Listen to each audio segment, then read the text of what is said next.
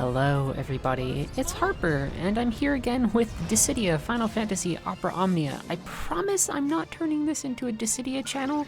I just like talking about some of these combat puzzles.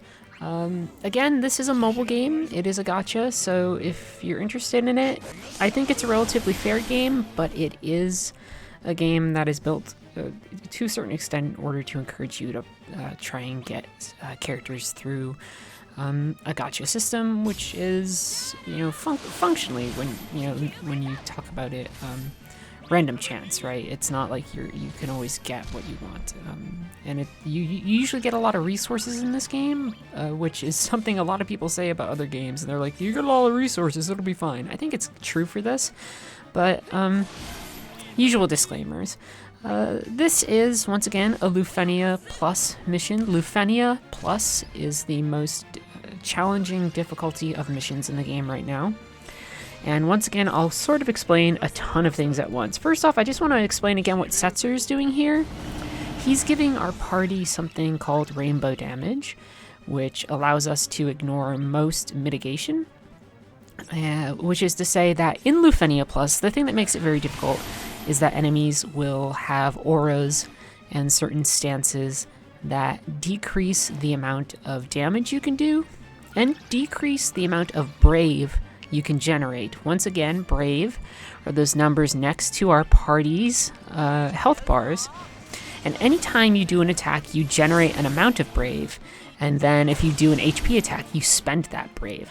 So the ability to reduce the amount of brave that you generate means that you're just doing less damage, which turns these into tight DPS races very often in my experience. 2 of the 3 I've done, and there's only been 3 so far, they have very tight DPS checks because you have to defeat these monsters in a certain amount of turns. In this case, I believe the turn count is 70. Let's talk about this event. Let's talk about the mission conditions and kind of go from there. This is an event based on Guy. He is a character, I believe, from Final Fantasy II, a game I don't remember very well, except for the fact I'm pretty sure you kill the evil emperor, and then afterwards you have to kill him again because he escapes hell. I could be wrong about that. This was a very tough mission. I had a lot of difficulty with it, had to do multiple attempts until I could find the party composition that worked. You're familiar, if you've watched the other videos, watching Zidane and Setzer in my party, but we have a new party member here, which is Agrias. To talk about Zidane for a moment, he just used a finishing move called a burst. That burst effect is going to allow him to steal elixirs whenever he attacks an enemy, which will increase the brave of each character, and it will also heal the party. It's also going to increase the amount of brave damage we do. It's going to increase the amount of brave damage we can hold, and it's also going to increase the amount of damage we do to enemies who are debuffed. And debuffs are very important in this mission. Particularly one kind of debuff. You can see we have tons, all those red icons above the enemy are different debuffs we have on them.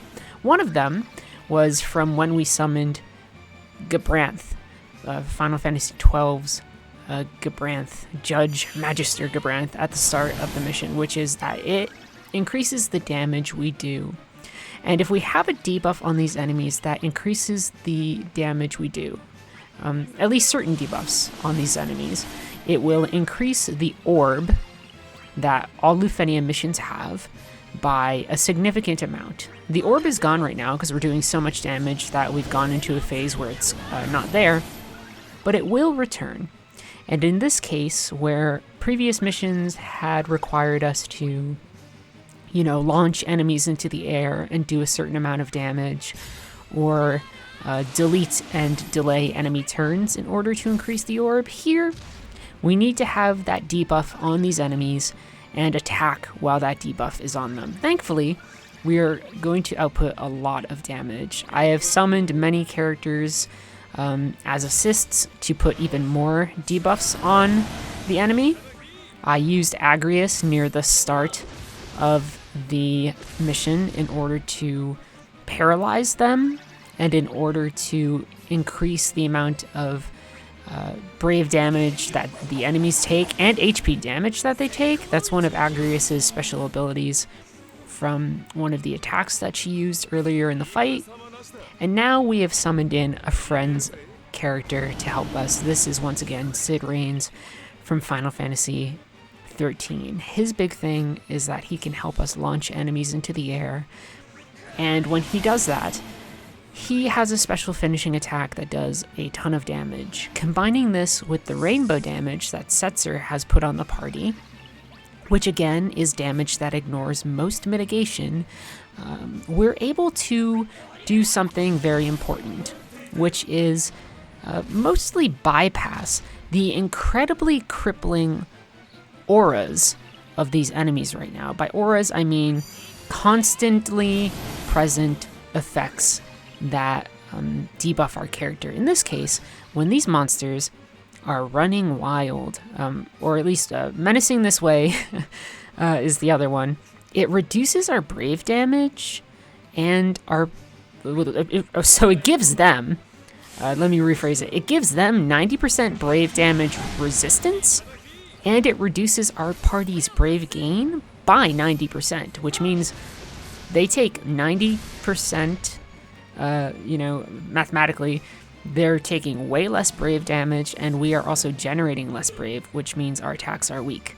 When they do running wild, it lowers our brave to 0. This means that if they lower our brave to 0 and have this aura, it makes it very hard for us to build up resources to spend on damaging the enemy. It's one of the reasons why this is such a challenging event. Not because the turn count is so tight, but because the enemies are debuffing us constantly.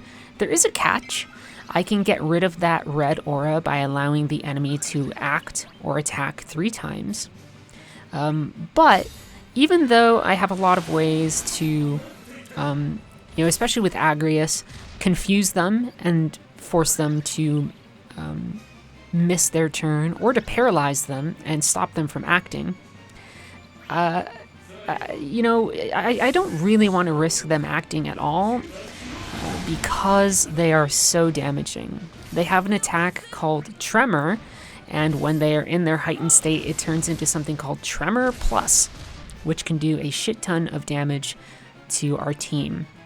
It's one of the reasons why I had Setzer bring along the Warrior of Light, the original Final Fantasy I Warrior of Light, as a support character that he can call on, because that will give us shields. In the off chance that somehow the enemy attacks, hopefully the shields will protect us from damage. This is one of the things I like about Lufenia Plus. All that shit that I've talked about.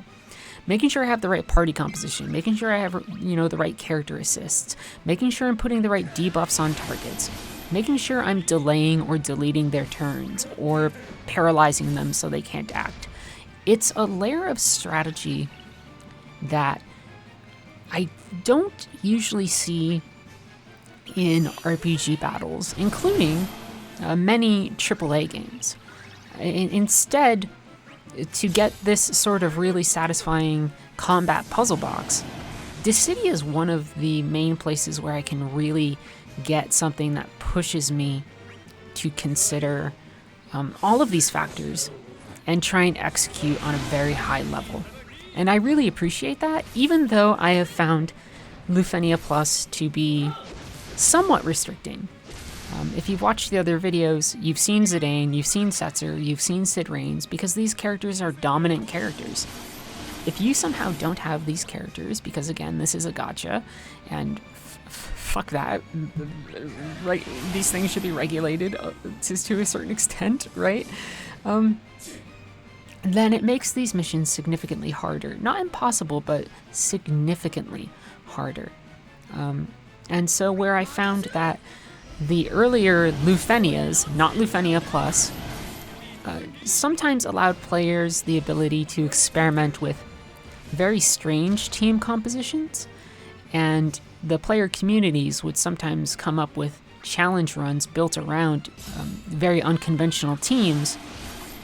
That seems harder to do with Lufenia Plus. This seems much more linear, which is to say that because the conditions are so strict and the enemies are debuffing you so intensely, that you need to have an incredibly optimal team, optimal characters, and a very clear plan, which doesn't leave you a lot of time to play around in the sandbox, even if I think there is still satisfaction to be found in cracking the code of each battle's frankly ridiculous criteria and solving the puzzle. Those orbs again, those glowing pink orbs on top of the enemy, are just another layer of the puzzle, making sure that we keep those orbs from reaching 0. Because if they reach 0, it's an instant defeat. The enemies will act and will kill us, no matter what we do.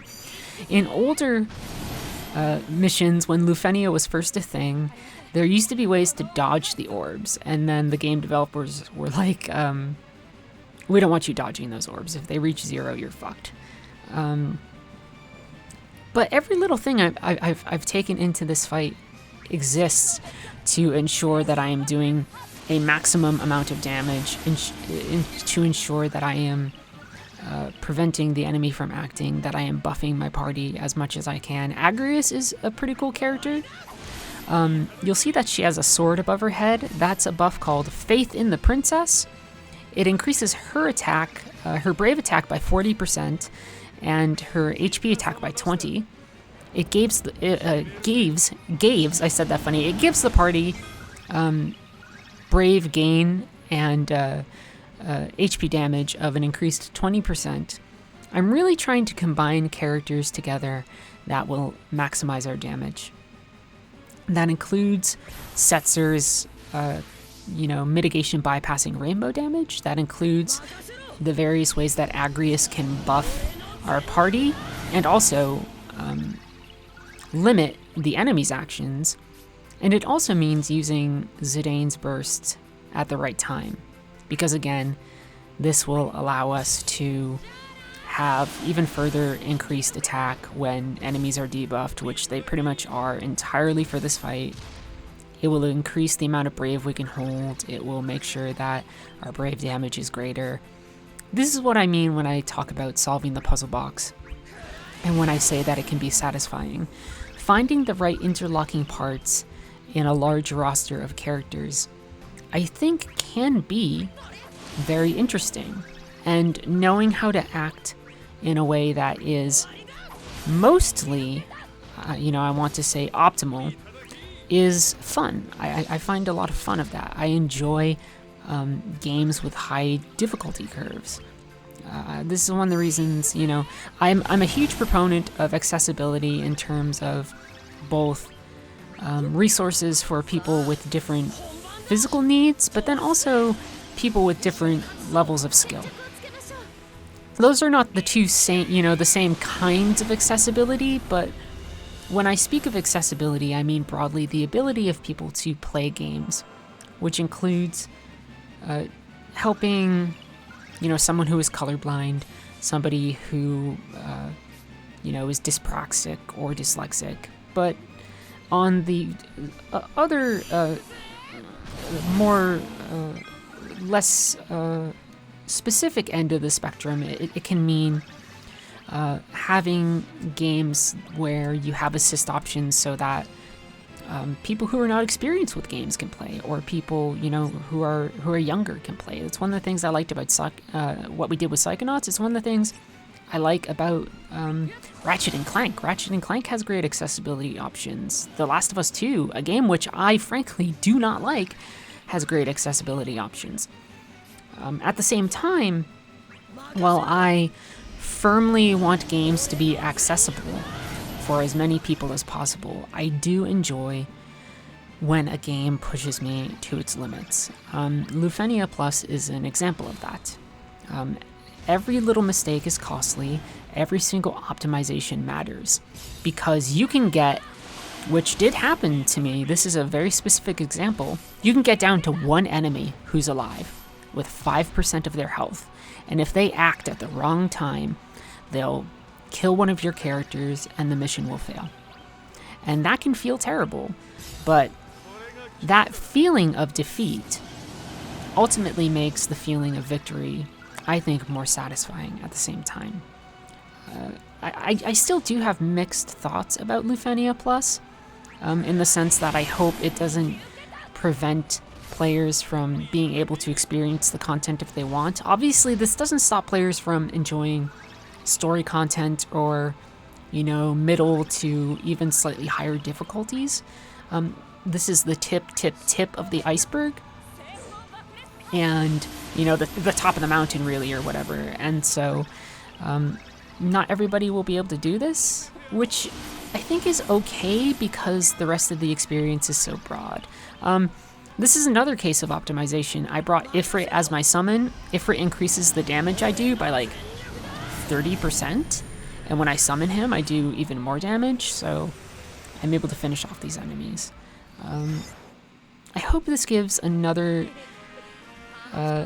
sort of crash course and understanding on what I see in this game, which is both cool interactions between Final Fantasy characters, but also puzzle box RPG battles that require me to really flex my cranium, my thinking muscles, my team building skills, sometimes a little bit my math skills, and of course after we defeat the event we need to double check because I'm so nervous that it won't somehow count, but instead, yes, of course we did it. We get the rewards for the original Lufenia, and we get the rewards for the Lufenia Plus. I'll show off what these do just for a minute. You get books that can upgrade your weapons to new states, and then you get different types of upgrade materials, these ingots, which then can strengthen them and reinforce them. The Ruins ingots up here are the ones that will turn burst weapons into burst plus like Zidane has.